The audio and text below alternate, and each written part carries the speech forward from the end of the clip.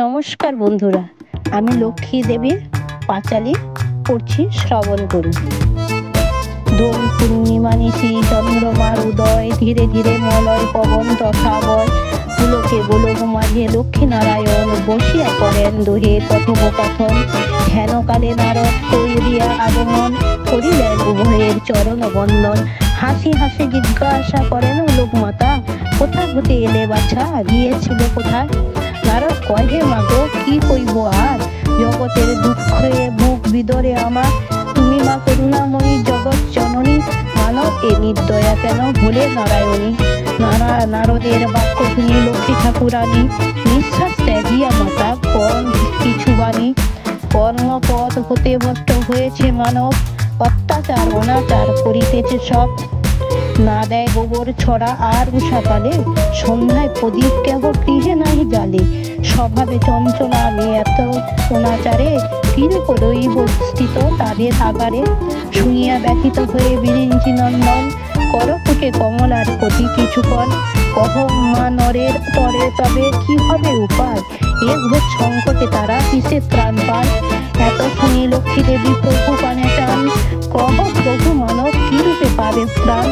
ইন্দ্রার বাণী শুনি কন নারায়ণ, শুনো দেবী যাতে সুখী হবে সর্বজন। প্রভাতে ত্যাজিয়া সজ্জা তুলাঙ্গনাগণ, দুর্গা নাম সকলেই করিবে উচ্চারণ। নিত্য ক্রিয়া সারি করি স্নান সমাপন, এক মনে করে যেন দেবতা অর্চন। দান লজ্জা দয়া মায়া বিনয় নম্রতা, রমণীর এই সব গুণ রয় যথা। স্বর্গ সম সেই গৃহে আপনি কমলা, সতত রহেন দেবী হয়ে অচলা। শুদ্ধ বস্ত্র পরিধান সিঁদুর কপালে, হেন নারী ত্যাগ নাহি করি কোনো কালে। নাভি সুগভীর যার শুভ্র দন্তপাতি, তাহার পুরীতে মোর সদাই বসতি। রাগ হিংসা অহংকার যার নাহি রয়, শুদ্ধাচারে থাকে সদা প্রতিব্রতা হয়। কলহ নাহি যথা তথা মোর স্থিতি, অপবিত্র স্থানে আমি না করি বসতি। ত্যাজি আলস্য আর বিলাস বসন, অপচয় ত্যাজি দেয় সঞ্চয়েতে মন। কৃষ্ণ বর্ণ কেশ আর সদা সত্যকয়, হেন গৃহে যেন মোর বসতি যে হয়। গুরুবারে সন্ধ্যাকালে রমণী সকল, ভক্তি করি পূজে লক্ষ্মী চরণ কমল। গৃহে মধ্যে আলপনা দিয়া এক মনে, জলপূর্ণ ঘট রাখে আম শাকাসনে। সিঁদুরের ফোঁটা তাই করিবে প্রদান, শক্তি অনুসারে পূজা না করিবে আন। ফল মূল মিষ্টান্ন প্রভৃতি উপাচার, প্রদান করিবে সবে শক্তি যথা যার। ধূপ ধুনা দিবে আর সিঁদুর গুলাইয়া, প্রদীপ জ্বালিতে যেন না যাও ভুলিয়া। গুয়া পান গঙ্গা জল মালা ও চন্দন, দর্পণ করিবে দান হয়ে ভক্তিমন। অর্ঘ্য পুষ্প দান করি ঘটের উপর, ব্রত কথা শ্রবণ করিবে তারপর। ব্রত কথা শেষে মিলে যতেক রমণী, শঙ্খ ধ্বনি করে যেন দিয়া উলুধ্বনি। প্রণাম করিয়া সবে লক্ষ্মীর চরণে, করিবে সিঁদুর মিলি শ্রীমতীরে গণে। যেই গৃহে এই ব্রত আচরে রমণী, অচলা হইয়া তথা রণ নারায়ণী। পুনশ্চ লক্ষ্মীরে কন দেব নারায়ণ, যাও দেবী মত্ত ধামে কর গ্রমণ। ব্রতের মাহাত্ম্য কথা তথা করিবে বর্ণন, করে যেন ঘরে ঘরে এ ব্রত পালন। শ্রীহরির আজ্ঞা পেয়ে কমলা তখন, অবন্তী নগরে গিয়া দেন দর্শন। রত্নাকর রায় নামে অবন্তীর পতি, শিষ্ট শান্ত সদাশয় শুদ্ধ সত্যমতি। 7 পুত্র সবে তার অভিন্ন হৃদয়, কখনো না জানে তার হিংসা কারে কয়। আয়ু শেষে স্বর্গগত হন রত্নাকর, ভাইয়ে ভাইয়ে বিবাদ বাঁধিল তারপর। বনিতার বচনে ভুলে দন্ত তারা করে, অনাচার হেতু অলক্ষ্যে আসে ঘরে। সুখের সংসারে পড়ে বিষাদের ছায়া, ভাগ্য দোষে ভিখারিণী রত্নাকর যায়া। পুত্রবধূ বচন যেন বিষাতেই জর্জর, মন দুঃখে বনে যায় ত্যাজি নিজ ঘর। বনের মধ্যে বসি দুঃখে করেছে ক্রন্দন, হেরিয়া লক্ষ্মীর দয়া হইল তখন। ছদ্মবেশে আসিয়া কহেন তার প্রতি, বনে বসি কেন তুমি কাঁদো দুঃখমতি। বৃদ্ধা রানী বলে, মাগো কি কইব আর, ছারখার হয়েছে সুখের সংসার। কমলা বলেন, তুমি না কাঁদিও আর, পুনঃ ঘরে ফিরে মাতা যাও আপনার। পুনর্বার পুনর্বার লক্ষ্মীব্রত করো এক মনে, ফিরে পাবে রাজ্য, পূর্ণ হবে ধনে জনে। 7 ভাই সকলে ভুলিবে হিংসা দেশ, বধূগণ সদা তবে পালিবে আদেশ। লক্ষ্মীর করুণা বুঝি রাজার মহিষী, উপস্থিত হলো নিজে ভবনেতে আসি। তবে রানী মিষ্ট ভাষে ডাকি জনে জনে, বিবরণ বলিল যাহা ঘটিয়াছে বনে। 7 ভাইয়ে আসি বন্দি জননীর চরণ, বিধিমত করিল বতের আয়োজন। ফিরে পায় রাজ্য ধন, গিয়াছিল যত, বৈভব ঐশ্বর্য লাভ করে আরো কত। একদিন সবে ব্রত করেছে পালন, উপস্থিত হলো তথা নারীর একজন। শান্তা বলি নাম তার, বাস বঙ্গদেশে, বিত্তহীন হয়ে কাল কাটে তাই ক্লেশে। রঘুনাথ পতি তার দরিদ্র নির্ধন, অক্ষম দুর্বল নাই অর্থ উপার্জন।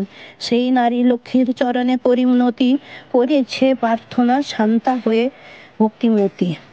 রঘুনাথ নারী করে কমলা স্তব, নয়ন যুগলে ধারা বয়ের কিবা কব।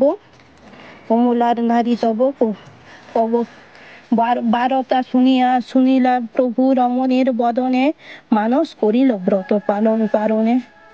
নগরে বাহির হইল ভিক্ষার কারণে, ভিক্ষা যাচি করিল যতেক আয়োজন। বিধিমত ত্রয়গণ সহ রঘুপ্রিয়া, মনের আনন্দে ব্রত পালন করিয়া। ব্রত কথা অবশেষে করিয়া শ্রবণ, নারীগণ সহ করে সিঁদুর গ্রহণ। পরে কমলার পদে করিয়া প্রণতি, চলি গেল নারীগণ যে যার বসতি। বণিক নন্দন এক বাণিজ্য ব্যাপারে, আসি হলো উপনীত অবন্তী মাঝারে। শ্রীনগরে বাস তার ভাই পঞ্চানন, কহু নাই জানে তারা বিবাদ কেমন। বিভব ঐশ্বর্য পুনঃ তাদের ভাণ্ডার, মদে মত্ত পূজা নাহি করে দেবতার। একদিন নগরেতে ভ্রমণ করিছে লক্ষ্মীর পূজা পাইল দেখিতে। টিটকারি দিয়া তবে করি উপহাস, সাধুর তনয় বলে নারীগণ পাশ। হেন ব্রত আচরিলে কিবা ফল হবে, বেশ দেখি আয়োজন করিয়াছ সবে।